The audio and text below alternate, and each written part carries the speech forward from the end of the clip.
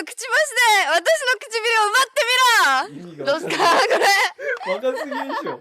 若すぎでしょ今の。ダメですかね。这是一段震惊岛国的恐怖录像。一对新婚夫妇到河边野战时，无意间拍到河童杀人的真实画面。据说河童是传说中的古老生物，由溺水者的亡灵汇聚而成，长相怪异，主要以新鲜内脏为食，能轻松将一整头牛拖入水中，擅长从菊花攻其要害，比令人闻风丧胆的爆缸战神还要残忍100倍。凡是被他咬过的人都会发生变异，就像中邪一样，全身不停的抽搐。友情提示：本片全程高能，赶紧艾特上好友一起抱团观看。这对新婚夫妇为了寻求刺激，准备在河边感受一下野外斗地主，不料刚进行到一半，美姬突然想上厕所。熊大赶紧拿起相机准备记录下这美好时刻，结果却在草丛发现一具动物尸体和一些被啃食过的黄瓜，两人被吓坏了，准备收拾东西赶紧撤离。谁知刚来到河边又拍到恐怖一幕，熊大一眼认出这就是传说中的食人河童，因为他们野钓的位置正是岛国最有名气的自杀圣地，传闻河童经常在这片水域出没。可美姬听后却不这么认为，感觉那就是一只未成年的鳄鱼，然而下一秒突然遭到对方的偷袭。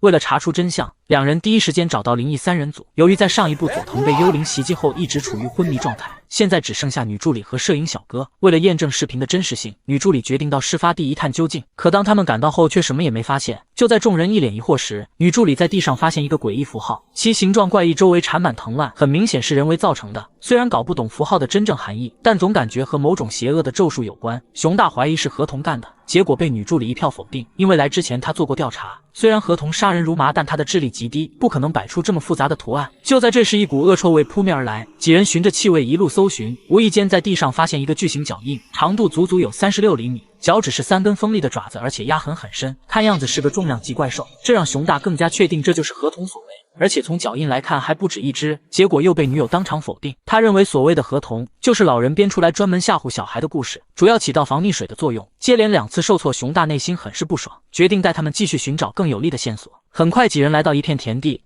在地上发现许多被啃食过的黄瓜。根据书上记载，河童经常破坏瓜地，而且手脚上长有族谱，很明显这些特征都和食人河童相吻合。可即便如此，女助理和女友依然不信，决定找农场主了解情况。男人名叫铃木，看到几人后显得极其愤怒，怒斥他们不该擅闯私人领地，更不能随意拍摄。女助理见状赶紧拿出刚才拍到的照片，表示他们来这里只是想调查河童杀人事件。铃木看到照片后更加愤怒，让他们立马滚出自己的地盘。看来在他身上隐藏着什么不可告人的秘密。就当几人准备离开时，突然接到佐藤电话，表示他已经逃出了医院。得知此事后，女助理赶紧跑回公司。原来佐藤之所以逃跑，因为他在昨晚做了一个可怕的梦，梦到自己用网套住了什么东西，怀疑和他们调查的河童有关。确切的说是一个关于抓河童的预言梦。为了弄清真相，佐藤开始订阅关于河童的各种资料。很久以前，河童生活在池塘里，他们确实会到田地里玩耍，但从来不破坏任何庄稼。后来人类为了防止洪水泛滥，封锁了通往池塘的水源，导致他们的栖息地变成一滩死水。因此河童彻底黑化，开始疯狂地攻击人类，一夜之间到处都是人体碎片。随后村民们聚到一起，杀光了所有河童，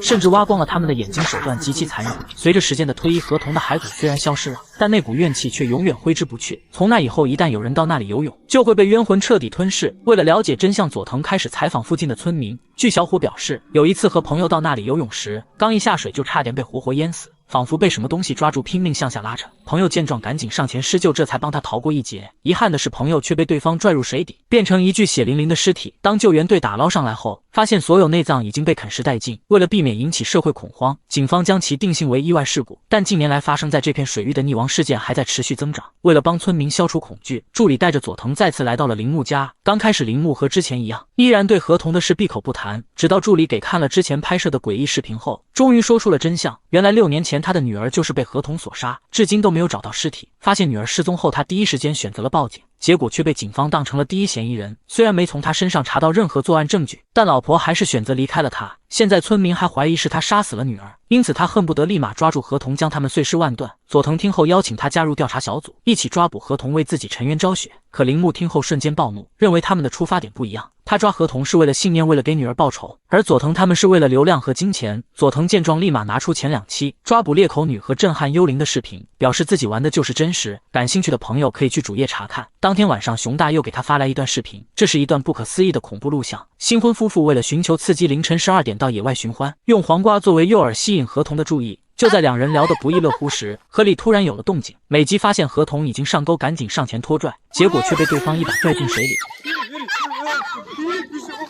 熊大见状赶紧上前施救，再次看到之前的恐怖鬼影，两人被吓坏了，上岸后躲到大树旁瑟瑟发抖。下一秒，一个黑影从眼前一闪而过。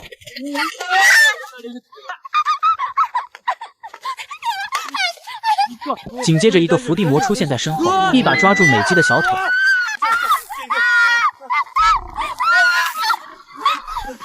奇怪的是，上面流出大量鲜血，可他却感觉不到任何疼痛，仿佛有种被章鱼吸附的感觉。第二天，两人找到佐藤，向他讲述了昨晚发生的一切。而让他困惑的是，自从小腿被河童袭击后，就一直有种被吸附的感觉。佐藤仔细观察一番后，发现并无异常。就在这时，美姬突然发生异变，像中邪一样开始不停地抽搐。佐藤见状，赶紧拿出裂口女的头发套在美姬脖子上进行驱邪。男友看到后瞬间暴怒，冲上前和佐藤扭打在一起。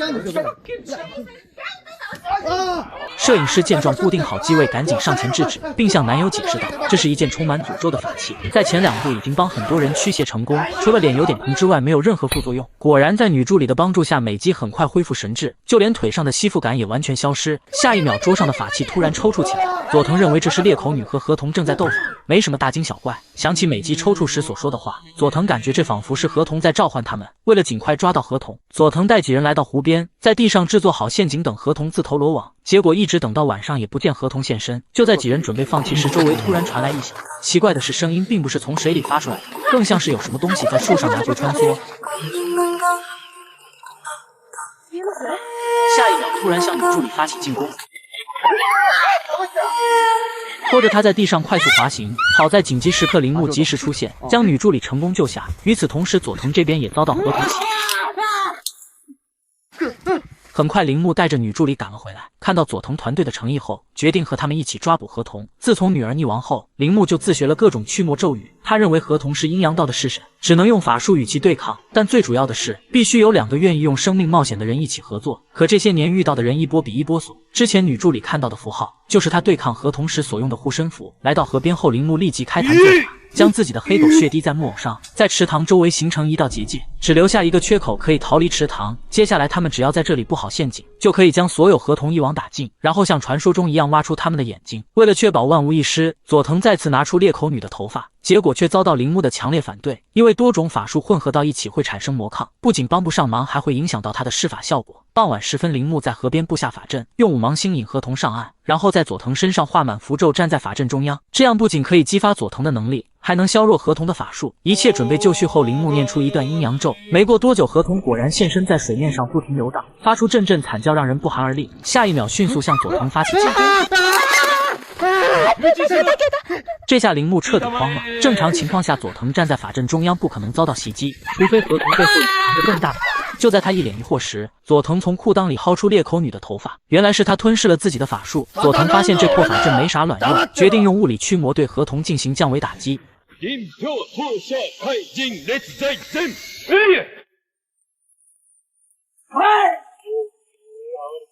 果然，这种简单粗暴的方式最有效，仅用1个回合就将河童打得吱哇乱叫。遗憾的是，河童力大如牛，挣脱束缚后成功窜入老巢。就当几人一脸懵逼时，湖水里再次传出恶魔的咆哮，而且比上一次更加瘆人。佐藤被吓得菊花一紧，带上女助理转身就跑。可复仇心切的铃木并不打算离开，站在法阵中央，决定与对方拼死一搏。下一秒，水里竟爬出上百只河童。